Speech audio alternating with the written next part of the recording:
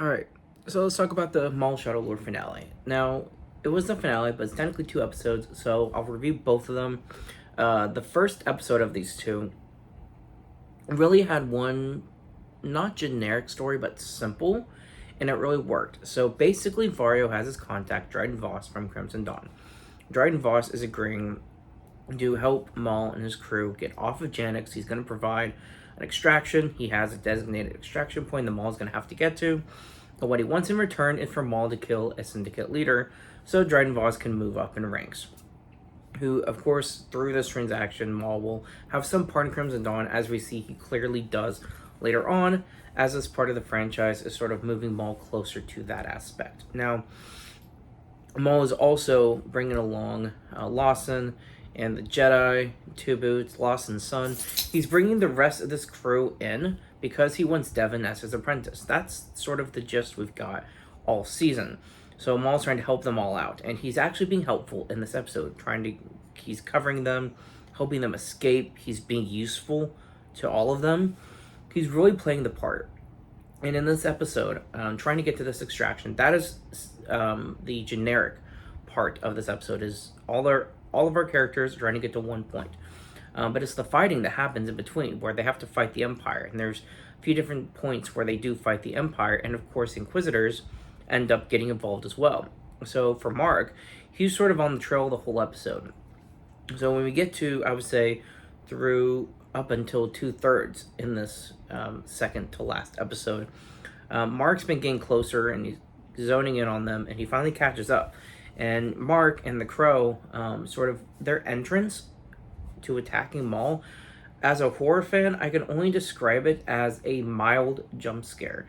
I mean, that's just how it is. The Crow and Mark have been extremely well written in the show. And I know my review for this probably sounds like a broken record because everyone who's been watching Maul has been saying the same thing. The fact that they took two mediocre characters and put them in the show and made them cool, it's just something that's really satisfying to see, because that just doesn't really happen all that often, especially to someone like Mark, who just got beaten seemingly extremely easily. But not only was he beaten easily, but he didn't really do a whole much of, well, anything up until his appearance and death in Ahsoka.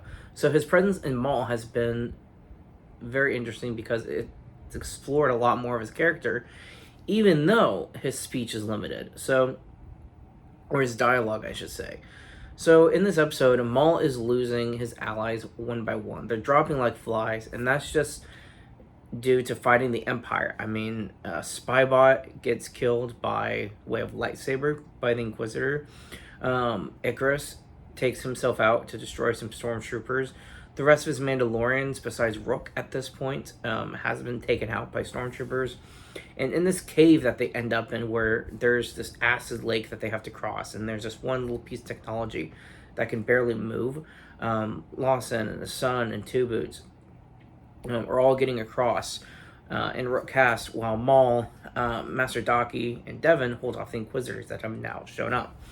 And so with this fight, the choreography is insane. I mean, there's a shot where all four of these characters clash in one big cinematic moment, and it's just really cool. And then they all back off and keep fighting. I mean, the way it was choreographed, even being animated, was just so beautifully done. I mean, this is one of the best looking fights I think we've had in animation in Star Wars in probably an extremely very long time. I mean, it looked fantastic.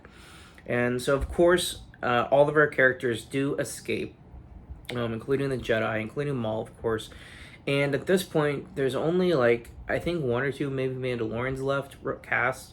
And as I get to the end of this cave, as this episode comes to a close, Cast is running back. The team hears blaster fire, and she's like, "There's something out here." And we see her, by way of the Force, getting pulled back into the fog, into the forest.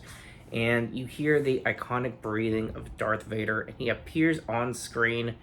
And this is where this episode ends. Now, of course, we do have one episode left for the finale, but for people who are watching this episode, maybe want to take a break, maybe go get a snack, maybe restroom break, whatever they're doing, if they treated the end of this episode as a cliffhanger to do whatever you were going to do before the next one, that scene of his breathing just sits with you. And I think that just goes to show how iconic of a character Darth Vader is when he doesn't need a speech or even theme music, even though it's there. You don't even need to see him, even though you do. Just to hear him breathing is enough for Star Wars fans to recognize exactly who that is and what's about to happen. I mean, that is how you build the legacy of a character, when the breathing alone is enough to make someone recognizable. So I just thought that was absolutely insane because it's well written. That's the thing.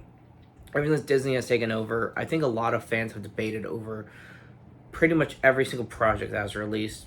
But I would say Vader has been, across all Star Wars projects since Disney's takeover, Vader has been the most consistent character in terms of the quality, because he has an entrance every time. I mean, it was the same way in Rebels, it was the same way in Fallen Order and Jedi Survivor, it was this way in Maul. I mean, every time he appears, Rogue One is now one of his most iconic scenes.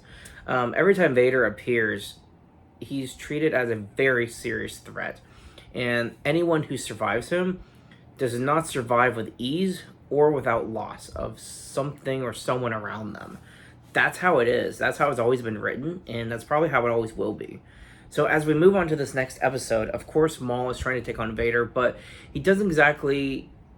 He could tell he's not a Sith Lord. Maul senses Vader's power. And so Vader doesn't speak a single word in this episode, and that's because of a few different reasons, but the fact remains that the character never spoke a word in this episode, and he never had to. Just the way he was written was clever enough, because what's happening is this episode is pretty much one big fight. So Dryden Voss is closing in. He's going to fight the Empire because he just needs Maul. He's desperate at this point. And Vario and Lawson, Riley, Tubu, so they're all getting closer to the ship, while everyone with lightsabers is fighting kind of off to the side from these characters.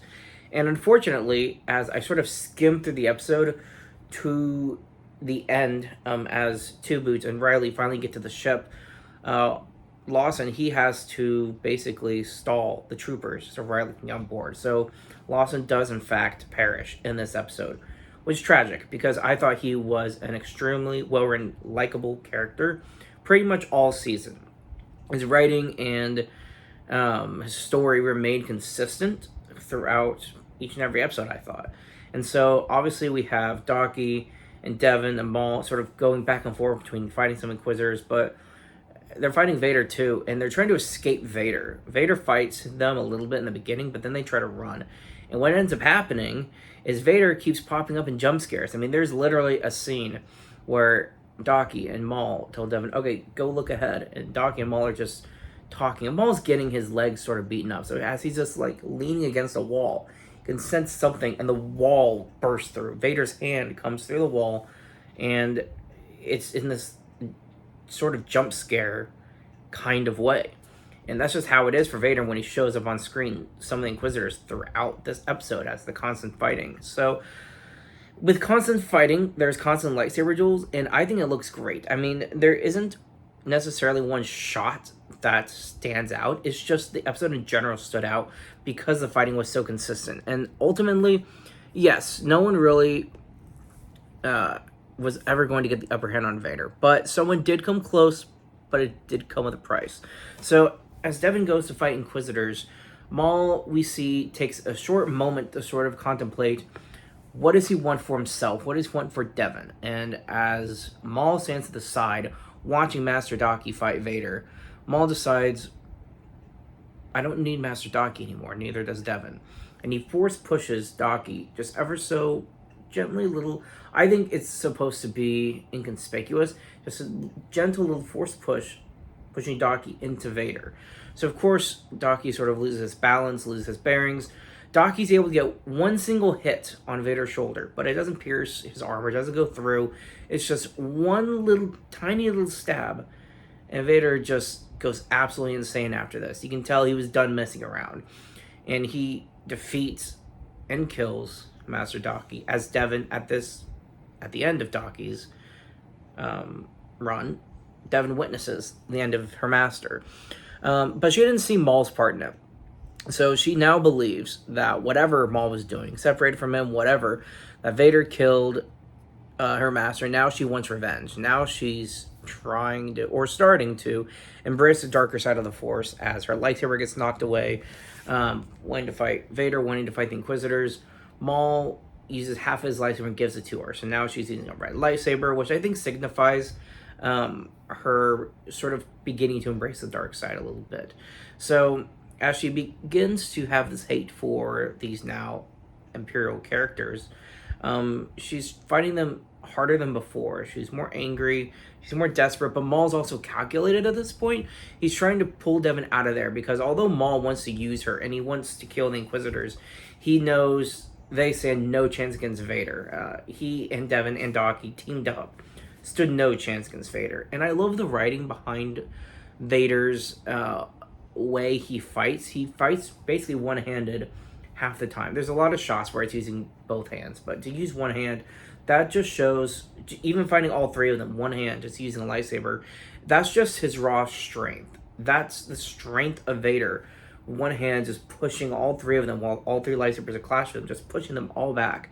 Even with all the strength behind the lightsabers and these characters and using the Force, Vader's strength is so outmatched. I think that's what makes him such a popular villain. And I think that's what makes Vader / Anakin so powerful is I'm not someone who's read all the books, but I've heard of enough, and I can't remember which one it came from, so I know there's Star Wars fans who can correct me in the comments. I know there was some book, I believe, that explained Vader's suit basically is painful to have his suit at all, which, to my understanding, forces Anakin to use the dark side. The dark side sort of numbs the pain a little bit. So in order for him not to feel pain constantly every single day, he embraces the dark side. And the dark side is stronger. You have Jedi that will beat Sith, but they have to be smart about it. They have to play their hand carefully because the dark side is, I think, just raw talent stronger. It's just powerful. That's just what it is. So the fact that Vader is in that constant state of let's just say peak power constantly, I think that's why he is so freaking powerful. So that aside, that's just one of the details I really loved in this episode, seeing Vader fight these characters. Plus, it's the first time we've really seen him fight Maul on screen.